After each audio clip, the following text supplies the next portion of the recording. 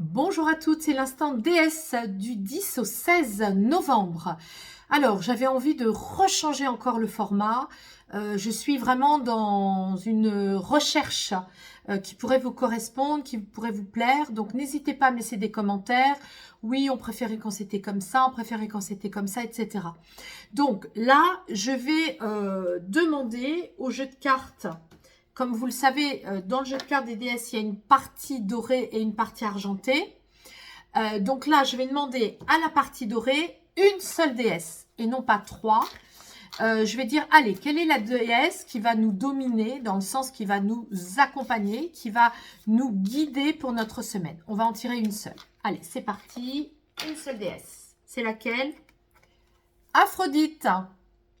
Déesse Aphrodite. Une fois qu'on a ça, on va poser la carte. Et avant de la poser, on va regarder à quoi elle vous fait penser. Quand vous regardez cette image, cette illustration, on peut prendre un petit peu de temps pour se dire, bah tiens, qu'est-ce que ça m'évoque? D'abord, est-ce que vous aimez cette couleur orange? Est-ce que vous aimez aussi le jaune? Quand vous voyez Aphrodite qui sort d'un coquillage, c'est parce que c'est la déesse qui est née des écumes et qui est née, on dit que c'est la déesse du plaisir et de la jouissance. Donc, on va voir ensemble en quoi la mythologie a raison de tout ça. En tous les cas, quand vous la regardez, qu'est-ce que ça vous évoque et en quoi ça peut aussi vous déranger? Elle a un côté très provoquant, certes. On voit aussi qu'il y a un coquillage, je l'ai déjà dit, mais qu'il y a aussi une posture et qu'il y a aussi quelque chose qui nomme une rayonnance, un éclat. Voilà, donc on va voir tout ça.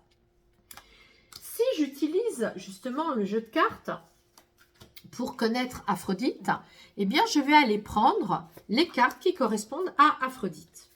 Et c'est en ça que cet oracle a été créé pour pouvoir faire des ateliers, parce que quand on fait des ateliers de beauté, on met le miroir devant soi et on met, si on est Aphrodite, on met Aphrodite devant le miroir pour voir ce qu'elle nous inspire. Ce sont donc des ateliers thérapeutiques qui nous parlent de mieux se connaître soi en fonction de sa déesse. Et ça, c'est possible parce que page 43 dans le livre, vous avez le questionnaire qui justement vous révèle votre déesse. Voilà, un questionnaire qui vous révèle vos déesses et celle qui est dominante. Admettons, puisque cette semaine c'est Aphrodite, que vous ayez choisi Aphrodite. Qu'est-ce que ça vient nous dire en mythologie? Vous prenez la carte mythologique, donc c'est très simple. On n'est pas obligé de lire un livre entier de la mythologie. Nymphe de la mer ou fille de Zeus, elle est la déesse alchimique de l'amour et de la beauté. Elle unit l'eau et le ciel. Elle est la seule à avoir réuni les contraires, c'est-à-dire la polarité masculine et féminine. Elle est la championne magnétique de la sexualité et de la séduction. Et enfin, c'est la déesse du plaisir. Ça, c'est donc d'où elle vient au niveau mythologique. On va regarder maintenant sa personnalité. Au niveau personnalité moderne, comment est-ce que ça va se manifester dans notre vie? Elle est amoureuse, féline, fascinante, voluptueuse, jouisseuse, audacieuse, exaltée, instinctive, sensuelle et créative. Elle peut être vaniteuse, impulsive et dépensière. Elle rend l'autre unique dans la relation. En termes de correspondance, j'ai mis Marilyn Monroe, Catherine Deneuve, Laetitia Casta, la Carmen de Bizet. Vous pouvez en choisir d'autres. Au niveau maintenant de ces symboles, le cygne qu'on a vu ici sur l'illustration, la colombe, la rose, le parfum, le miroir, la ceinture brodée et le coquillage. Après, si vous avez envie d'approfondir les choses, vous pouvez aller regarder le livret. Et là, dans le livret, vous avez tout ce qui va concerner la couleur orange, le défi et votre beauté. Alors, ce serait quoi le défi d'Aphrodite? Vous devez lâcher le versant égotique négatif de votre puissance, puisque vous avez un côté audacieux, femme fatale, capricieuse, qui manipule avec la libido. Donc, on est bien avec un défi que vous devez vous donner. Sans vous réduire, c'est quelque chose qui après est très personnel, ça va dépendre de vous.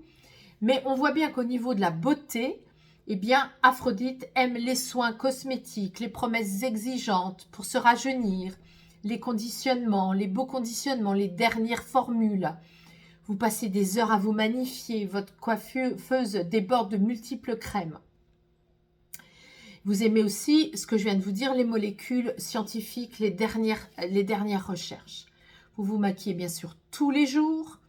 Vous êtes à la fois, vous avez envie vraiment de vous magnifier les yeux, la bouche, le teint. Voilà, tout est important pour vous. Poudre parfumée, du blush, de la bonne mine et un sillage avec le parfum bien sûr pour pouvoir vraiment clamer votre signature sensorielle. Hein. Donc, on est bien avec ça pour Aphrodite. Voilà. Donc, ça veut dire quoi cette semaine? C'est une semaine où on va avoir envie de séduire. C'est une semaine où on va avoir envie de se faire belle et beau. C'est une semaine où on va avoir envie de faire l'amour. Et ça, c'est intéressant parce qu'on l'avait vu aussi dans l'horoscope couleur et cœur de vie de notre semaine par rapport aux frustrations. Donc, si vous vous sentez frustré cette semaine, bah, allez-y, Aphrodite, elle va vous aider hein, à vous libérer de ça, des frustrations pour vous faire belle, pour aller danser, pour aller être dans les réjouissances de l'incarnation et du plaisir de la vie terrestre. Voilà.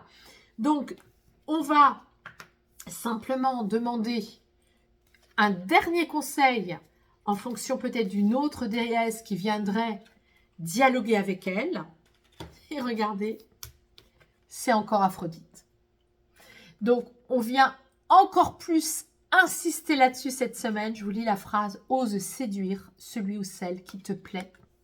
C'est la vie. » Que dire de plus? Voilà, c'est une semaine pour séduire. C'est une semaine pour oser. C'est une semaine pour se faire belle et beau.